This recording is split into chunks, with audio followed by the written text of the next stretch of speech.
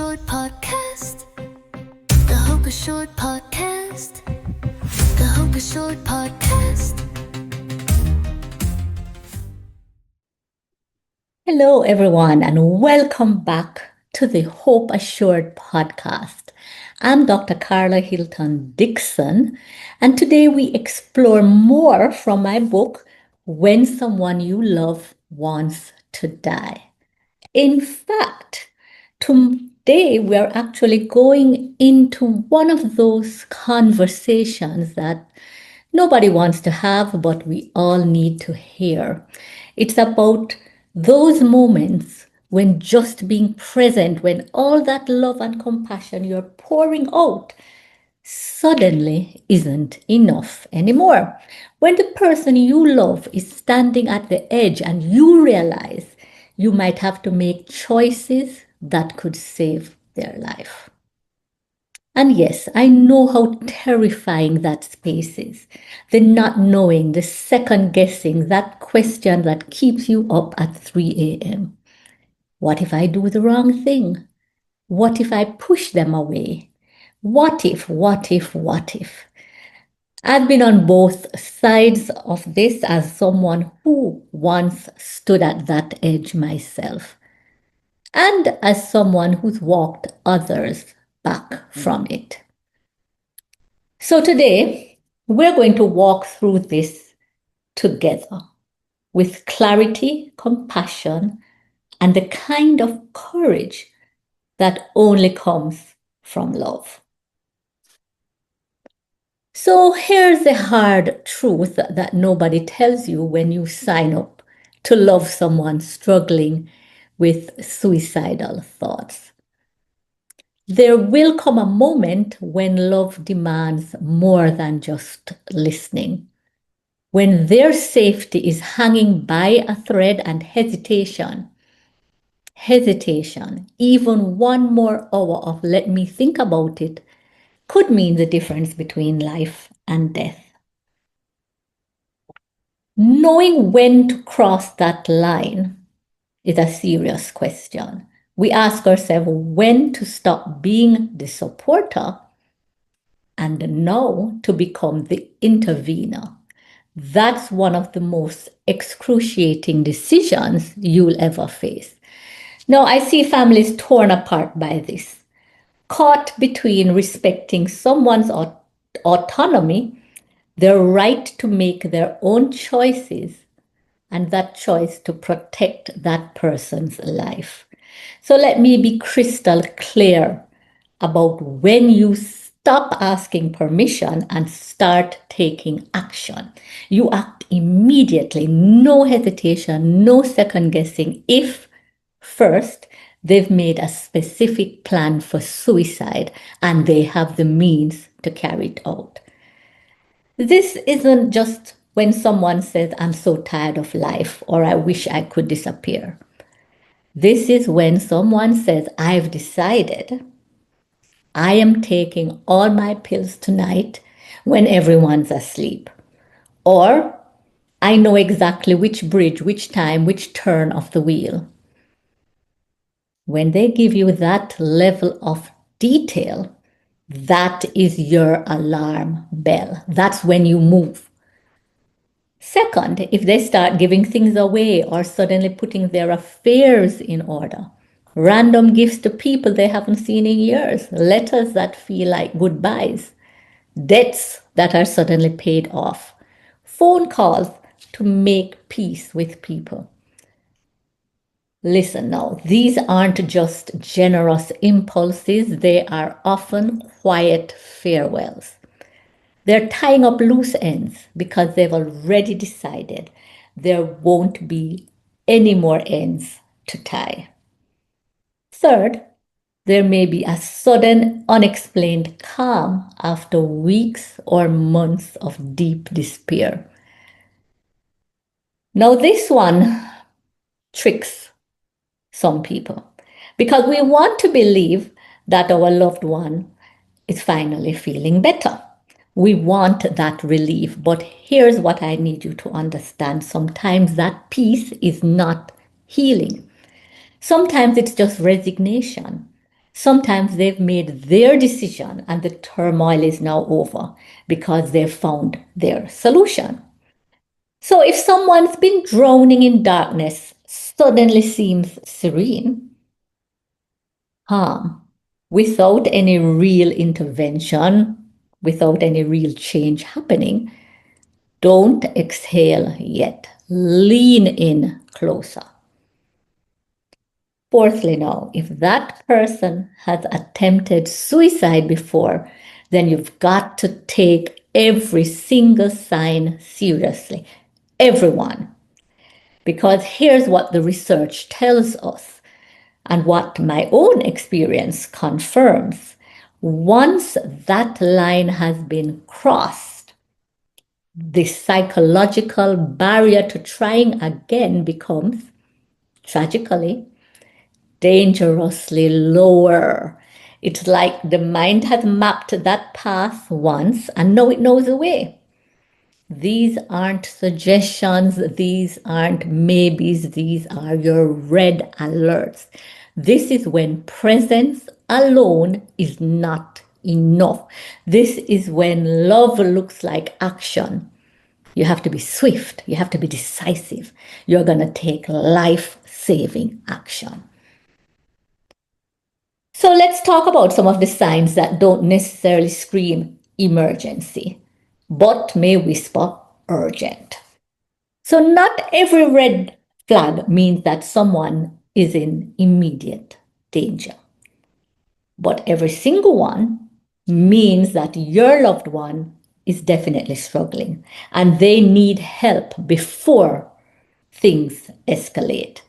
So watch for withdrawal.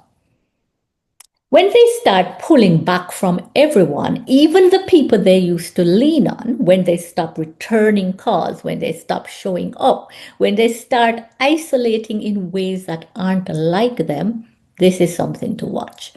There may also be sleep changes. Either they're sleeping all the time, maybe 16, 18 hours a day, or because they're using sleep as an escape. Or it might be that they're not sleeping at all. They're just lying awake with thoughts they can't outrun. They might be skipping meals, or they might be eating everything, or just not caring anymore about the things that used to matter. And then there's the self-medication, alcohol, drugs, anything to numb out, to quiet the noise. Here's the language to listen for. They might say, I just want it all to stop. Everyone would be better off without me. I'm such a burden. I wish I could just disappear. Listen for these. Now, these statements don't necessarily mean that they have a plan. But what it means is that they are in pain. They are in deep, suffocating pain. And this is your window. This is when you connect them to a counselor, a therapist, a trusted spiritual guide, maybe. This is when you say, I hear you and I'm not going to let you walk through this alone. And here's a gem I want to leave you with. Trust your gut. You know this person, you know their rhythm, their energy, the way they move through the world. If something feels off, even if you can't name it, even if they insist that they are fine, trust your instinct.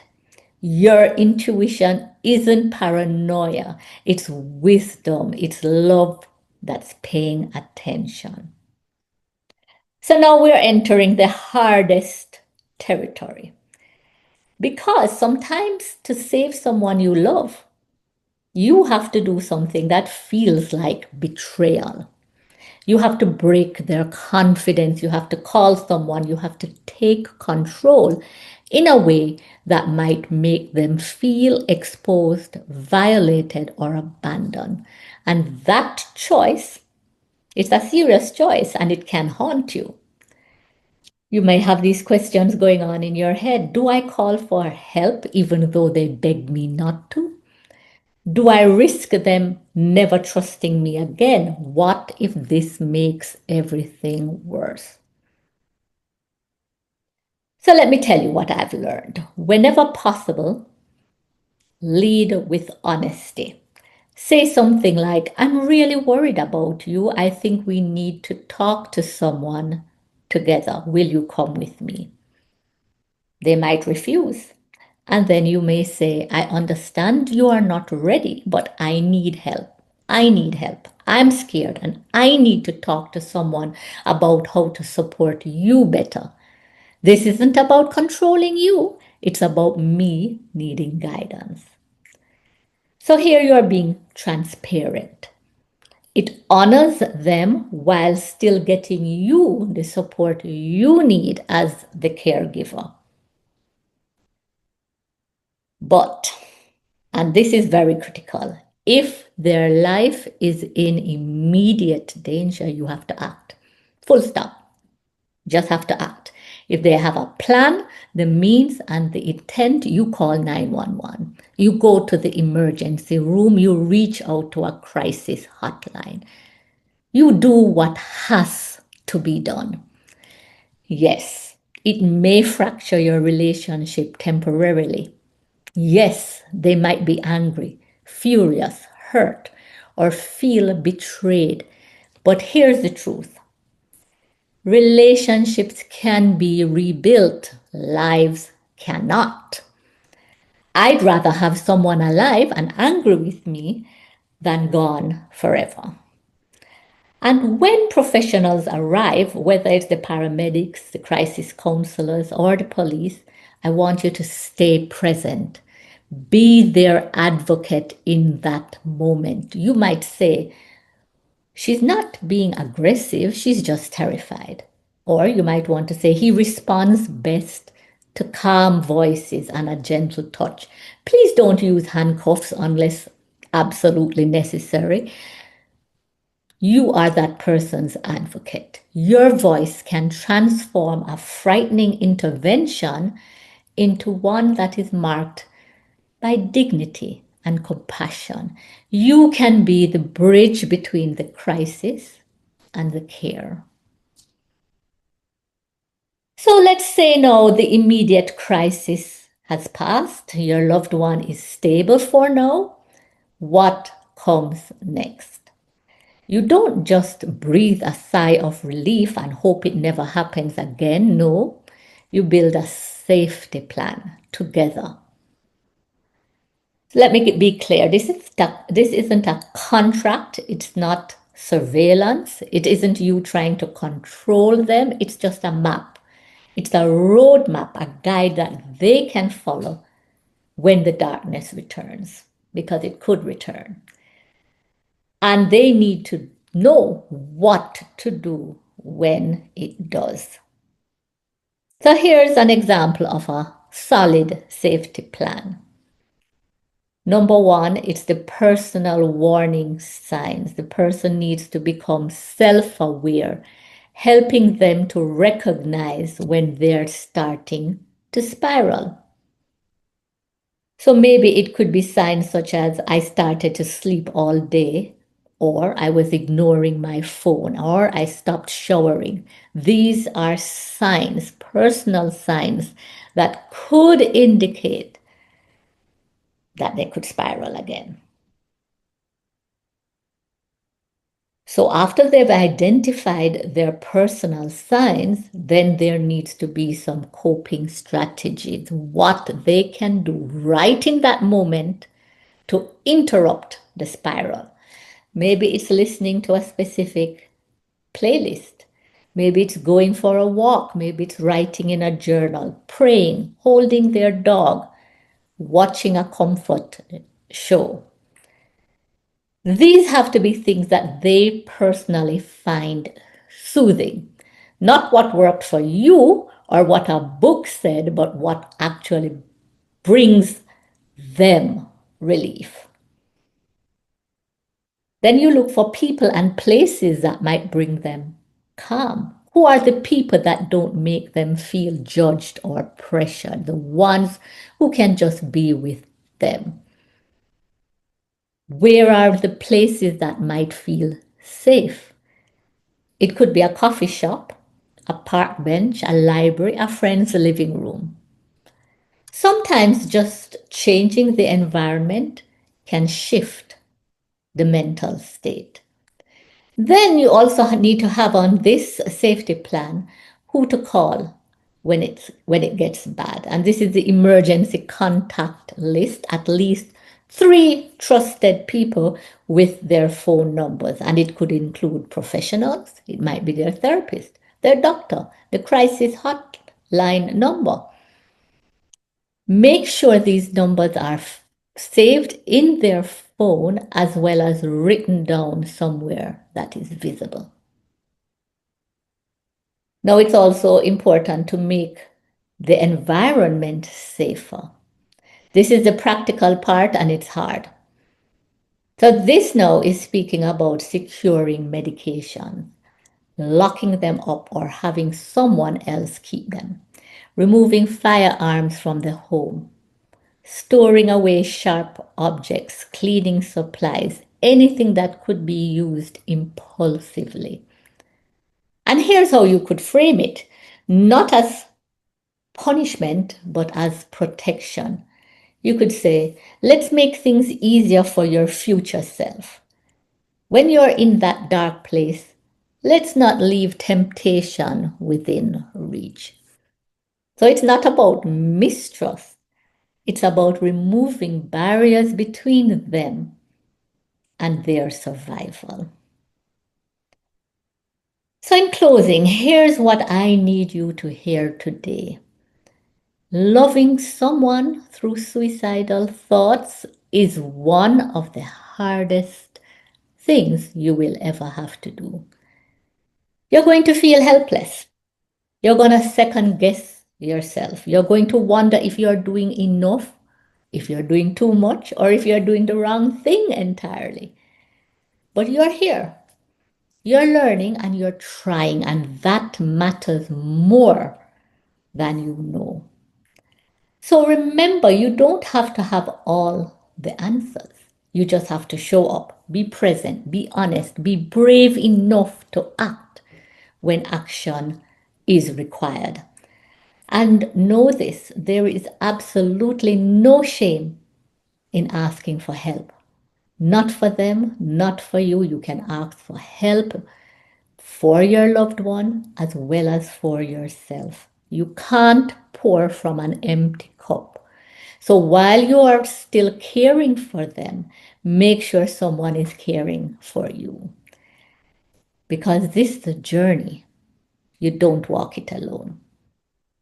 I'm Dr. Karla Hylton Dixon, and this has been episode 6 of the Hope Assured podcast. Until next time, I ask you to hold on to the light, hold on to hope, hold on to each other, and remember, even in the darkest night, dawn is coming.